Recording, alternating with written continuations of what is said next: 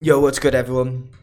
And welcome to the newest episode of Race Coverage. We're back again. I know we had a little break last week, but I was unfortunately away. But we're back on it. So I've got the main man with me, Ryan. How you doing, man? I'm good, man. Glad to be back. Glad to have you back. Yeah, agreed. And I got the second main man, Dom. How you doing, man? Good, thanks. Good. You're not glad to have Cookie back, Dom? I thought I was I thought you summed it up so well that I didn't need to say it. Cool. Yeah, well, Just so you're on the same page. I think we can. I think it's safe to say that we've just seen two great races. We'll start off with Silverstone. What a fucking crazy start! Jesus, honestly, I thought that crash was going to be so much worse than it actually was. In the sense of like the outcome, which I'm obviously glad it wasn't a bad outcome, and Zhao's all good, and everyone else involved with the crash is all good. But that looked really bad, didn't it? It looked atrocious, but Yeah. it seems that Alex Albon's subsidiary crash was worse. It came up worse. Yeah, he was in Yeah. hospital for significantly longer than Guan Yu Zhou, which you never want to see. But both of them came out completely fine, which is just testament to safety, isn't it? Yeah. I think it pushed safety to the limits, those crashes, didn't it? And you really saw how everything came together to make sure that he was safe. So Apparently the roll hoop failed as well, like the little yeah. sticky out bit on top. The best way to say it, I guess. That failed in the crash. So if the halo wasn't there, he would have definitely scraped his head against the gravel and the road. So good thing there is a halo, eh? Yeah, definitely. Yeah, it was actually crazy, crash crazy, but and then the restart. How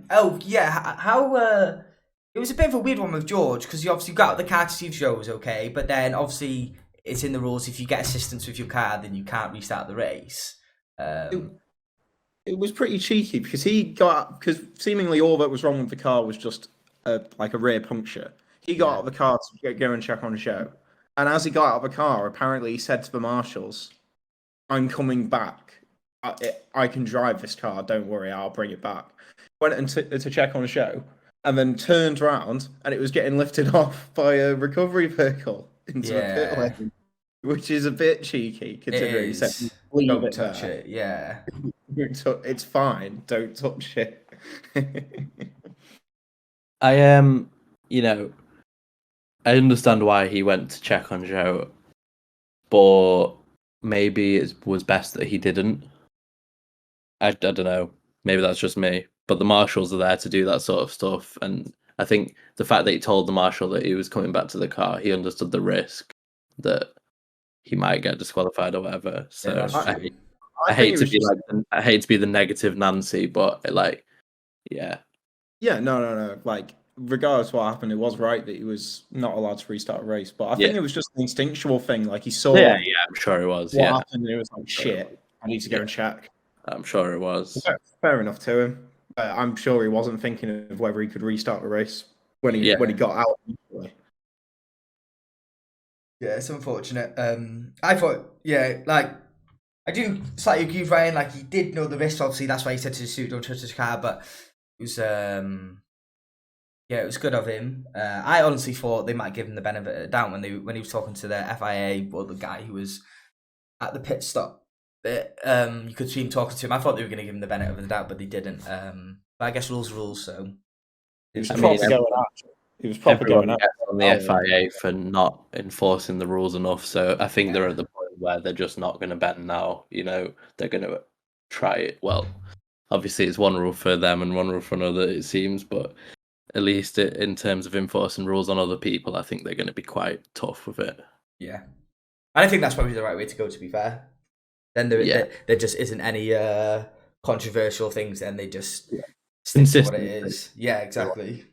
So yeah, it kind of had to be done. It's very unfortunate, but yeah.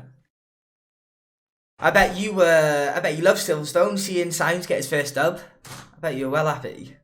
Oh, bittersweet, but yeah, no, it's been an amazing couple of races, and it's whilst Red Bull are still looking quite dominant, it's still we're still not it's not a walk in the park for them. So Yeah. Because what was wrong with Max? He had a bit of AlphaTauri car stuck under him or something. I Yeah, think I he had a big. drove over some sort of carbon or something Yeah. and damaged. Was it Basically, his floor? basically a whole Alpha Tauri end plate was stuck in his floor. That's the one, yeah. Yeah, that's But unfortunate. with the breather, have you seen? Yeah, you've seen a picture where he's holding it up in front of Yeah. his head. The Yeah. piece is bigger than his head. It's Yeah. a massive piece to get stuck underneath. Apparently, it happened like mid. I want to say, yeah, I've seen the footage. I think it happens mid Maggots and Beckett's as well, if not just at Cops or so. Right. And then he goes off very quickly. And then that's when Sainz and Leclerc took the places. Yeah, that was unfortunate for Max. Finished 7th. That's a bad finish, but there's nothing much you can do. And then, wow, Perez had a really good race to finish 2nd. And obviously, we're going to talk about the last 10 laps. That's literally why them last 10 laps is probably the reason why I still watch it from not just watching Drive to Survive in the sense of like I obviously this is the first season where I've like fully committed and watching every race. The commentary, when I know you've probably seen it a million times on Twitter and all that on the internet, but the commentary when Leclerc and Perez were battling and then Hamilton takes the place, that was sick. That was why I keep on watching F1, and that was just unreal. And through goes Hamilton. Yeah, that's the one. Yeah. Worst part of that was that I wasn't watching the Sky coverage. I was watching the Channel 4 coverage because I was watching it with someone who didn't have Sky. So Right. I was just listening to dulcet tones of, "Oh wow, this is really good racing." Oh no. I go on Instagram afterwards and Crofty's screaming his head off. Yeah, that was sick. Funny enough, when after the race, I had visions of what Dom would be like, his reactions to watching the Sky Sports thing, and I was just like, I bet you were so gassed, but obviously you weren't watching it, so it was just sick, and what a race it was. It was still there was about whole 2 laps where I was just like not screaming, but going mental. Yeah, it I was I sick. couldn't believe what I was watching. I was like, Hamilton's going to do it. And then he swung underneath both of it. Yeah, it was amazing. It was. What a sick race. Right. Like, to be fair, yeah, Silverstone as a whole was really good. I'd actually really like to go at some point, with it being like the home race. Yeah. Despite January. Yeah, I'd really like to go. I mean, it's one of them. Like I always say, you enjoy the race more when you watch from home because like the coverage and stuff is just better than being in the stand. But it's just the whole atmosphere, obviously, in The whole weekend and stuff. seeing the cars, Yeah. hearing the cars. That's the sort of stuff that you can't get through the TV. So Yeah. Yeah, no, I really want to go and see a live race, and Silverstone is the one. I don't think know. a lot of people talk about doing Hungary. I think. Yeah, Really? the track is in a natural basin. So if you get tickets on the pitch straight in the main stand, you can see basically all the track.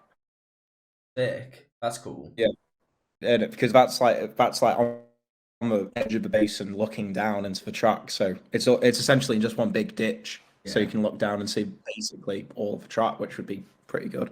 So when you buy tickets for an F1 race, it's not like you just buy the tickets and then you decide where you want to sit when you get there. Like you have to, There's Yeah. like Know what I so mean? many different types of tickets. Right. Many of which aren't even available to the general public. You know, it's only who you know and whatnot. But Yeah.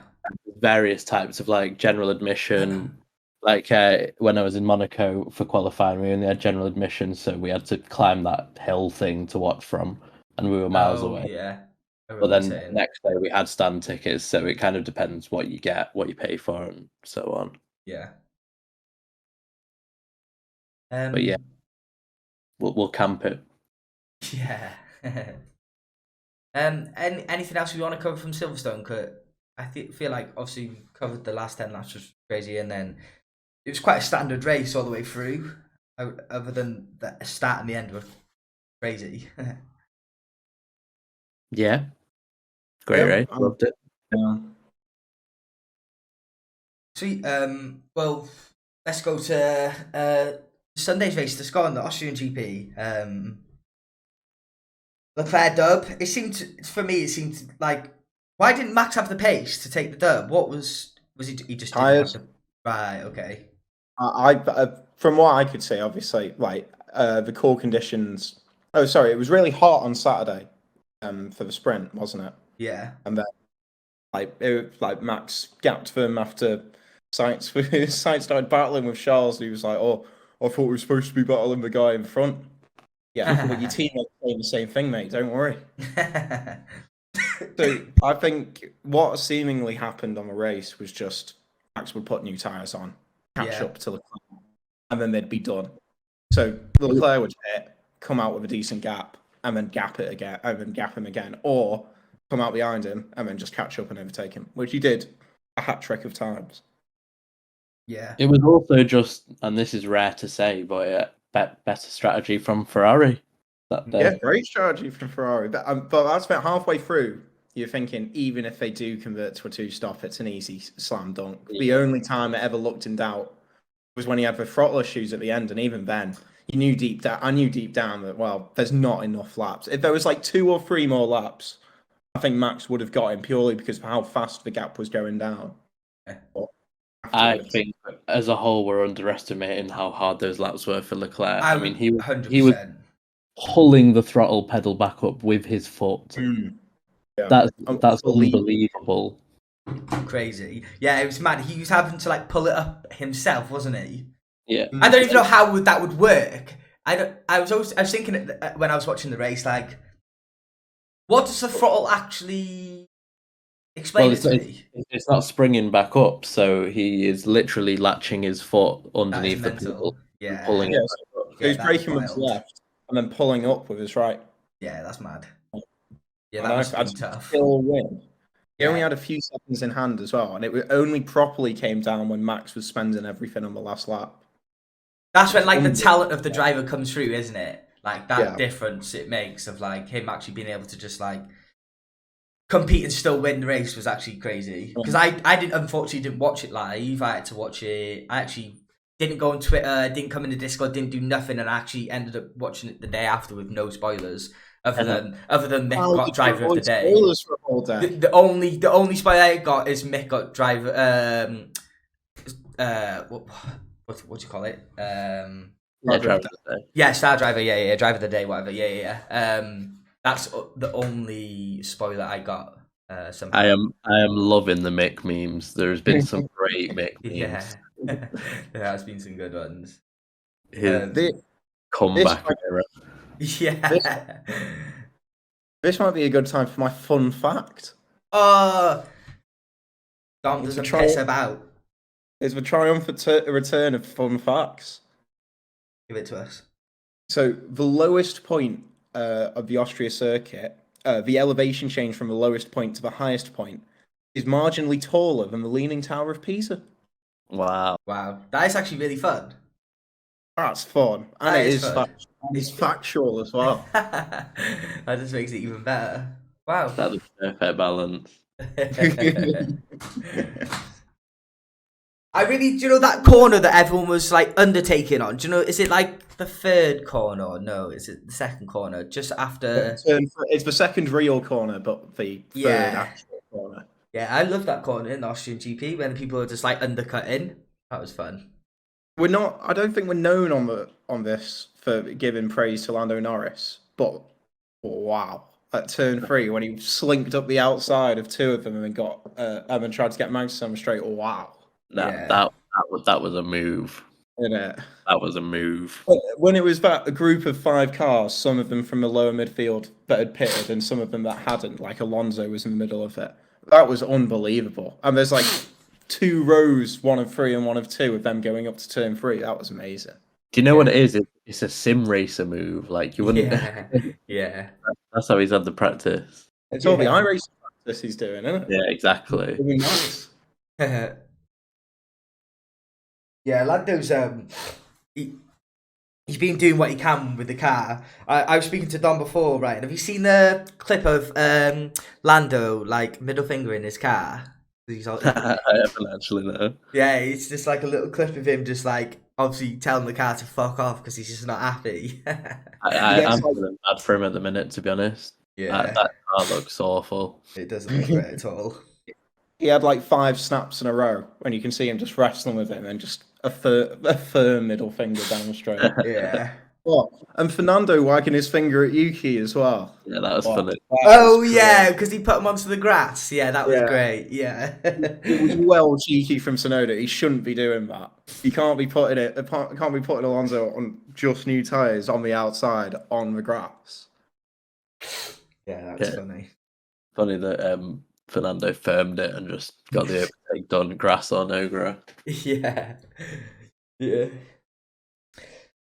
Mick, like, we'll go into Mick. Obviously, he's been putting in some pretty good performances these last few races. Obviously, that's kind of all he's done. But obviously, you know, has to be not just even Mick. Both Kevin and Mick have been putting in good performances, getting back-to-back double points.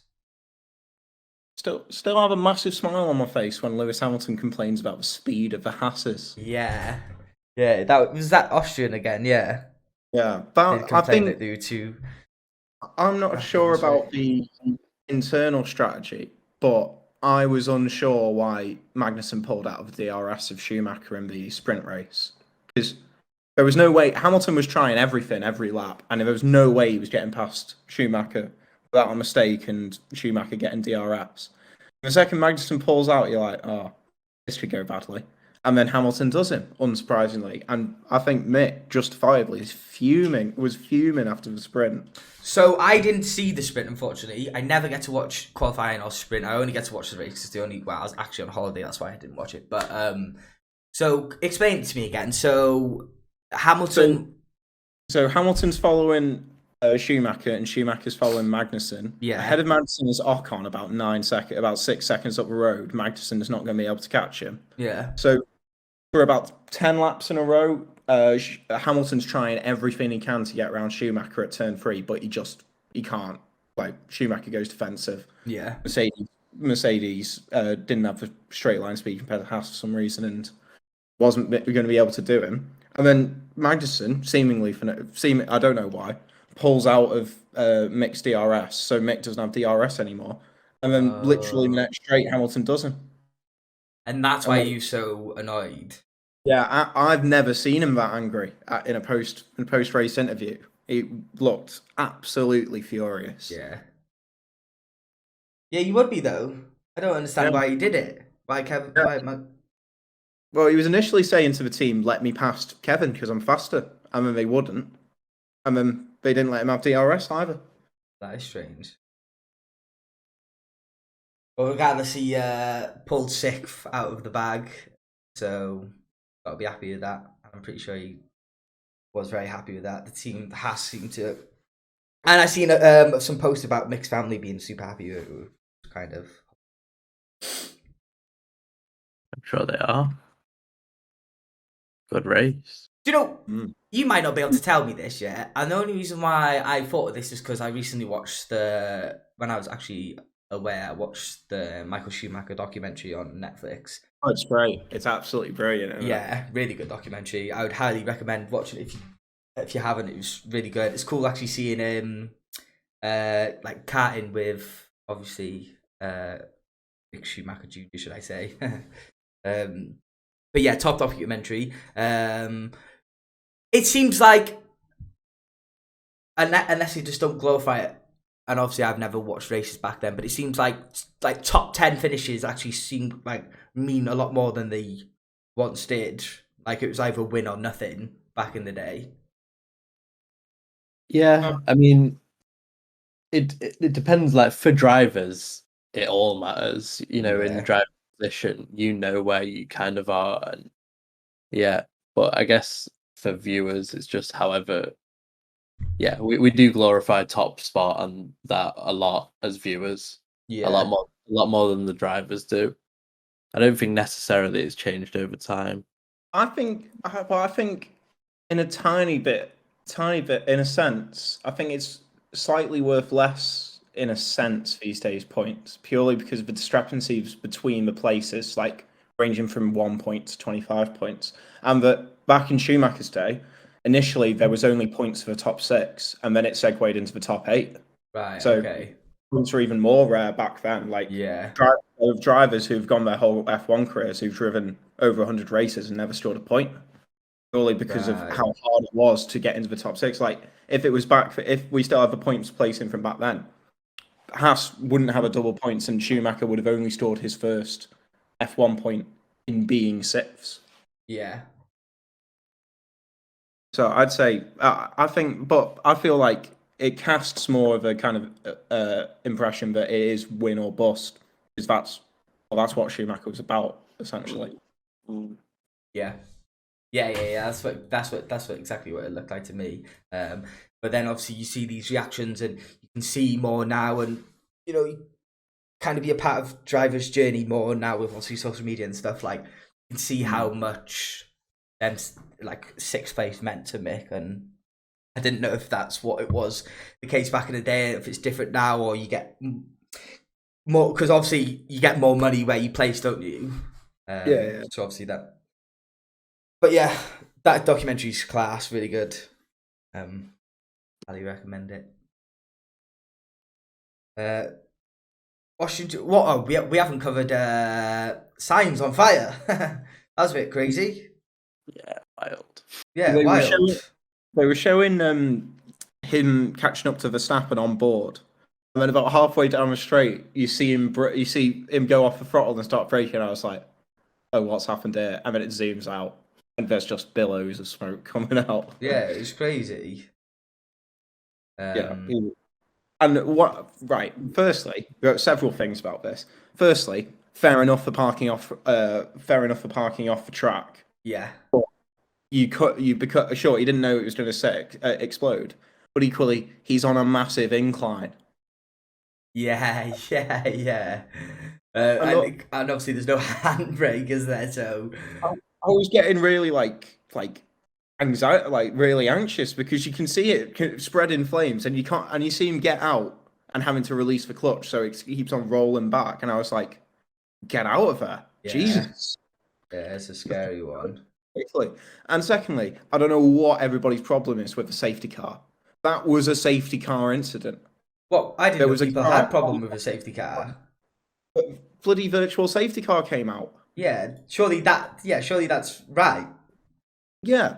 Yeah. I don't know what it is. I don't know why every time there's a safety car issue, they keep on throwing the virtual safety car. I really don't see the point. It's safer to have everybody going very slowly, slower than under the virtual safety car, and to bunch everybody up. And that's not even considering like the spectacle, entertainment value of it.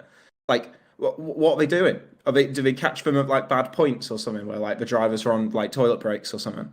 Like, I don't know why they don't want to throw the safety car anymore. Yeah, that is strange. But every opportunity, like in Canada, every opportunity they took, they only waited until the last second to throw a proper safety car. Yeah. Sorry, no, they didn't. It was only when Sonoda went into the wall did they throw a safety car. I'm pretty sure that for the Schumacher incident, they didn't throw a safety car. Where's this? Monaco. Canada. Oh. Not sure. There was like four failures, so I'm trying to remember. It was like it was Schumacher, Perez, Sonoda, and I'm pretty sure the safety car wasn't thrown for all of them. Like Schumacher and Perez basically parked in the same place, and I'm pretty sure they didn't throw the safety car for both of them. I can't remember if they only threw it for Yuki because he was, like if one car goes wide, he hits the wreckage of Sonoda's car. I don't particularly understand it. I'd like someone to explain it to me, but I don't understand what the reticence for throwing the safety car is anymore. Yeah, it's strange. I thought it was going to be a safety car. Yeah, just throw a safety car. We're not losing anything. unless part of a carbon sustainability issue is restricting the mileage of the safety car. Yeah, shit, fun. It looks so bad as well when it's proper going on flames and they couldn't stop the car as well. And, It's scary. and then one marshal comes over, oh, thank God, he's got a triangular wooden block. That'll stop the 800 kilograms rolling downhill whilst on fire. Brilliant idea. Really watch him try and shove that underneath. I think we've pretty much covered everything we can, both Austrian and Silverstone. Just like more news side of F1, not just me and Dom were talking about before. I would like to get your opinions on it, Ryan.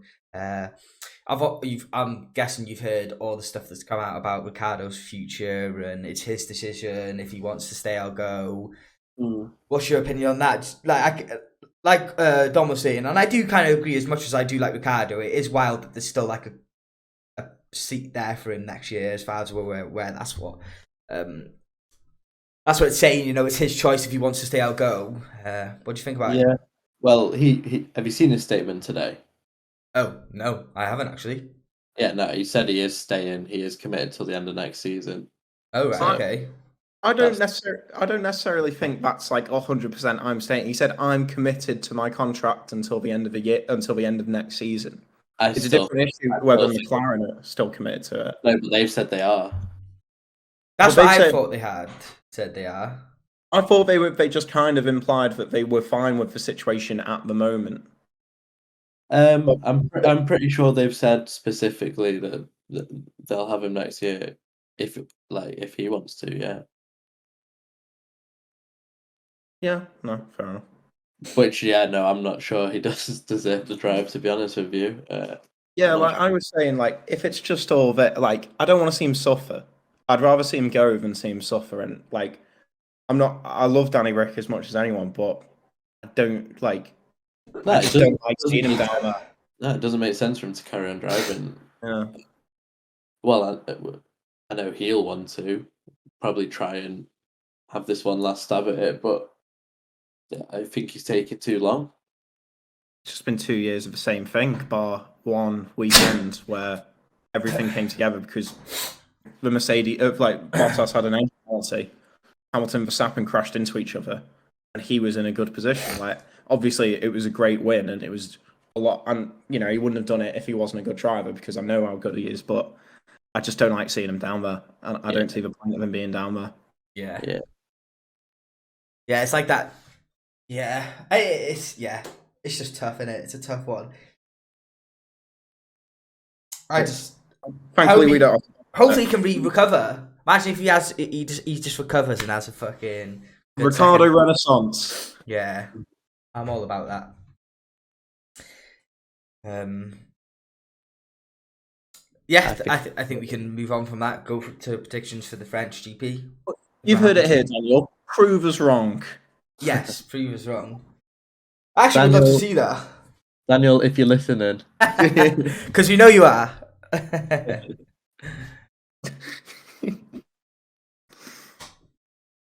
Firstly, we'd love to get you on. Secondly, could you prove us wrong? Yeah. That'd be sick. Imagine one day. Yeah, imagine us and McLaren's social media team. Imagine if we become part of Quadrant. Yes, we move on to predictions for French GP. Mm-hmm. Come on, Dom. Give us your prediction. Me? I think it's going to go, yes. Oh, I'd like to jump on the bandwagon at the moment and say Mercedes are back. So I think Hamilton win. I'd like to see Hamilton dub. I'd actually very much like to see a Hamilton dub. Do you think they're really back though? They're faster than they were a month ago. Yeah, if that classifies as back, then I guess that they're back. Yeah, true. And they're still consistently cleaning up, like third place pretty much, which is all they can be doing, and the consistency is paying off for them massively. So this will also be my side prediction. I'm not predicting Charles Max contact this weekend, so it will happen. Nice. I don't think it will happen. What's the whole if you throw shit at a wall, it'll eventually stick? Where's that gone? Oh yeah. Especially how we've had the whole, Verstappen's been quite respectful in this battle.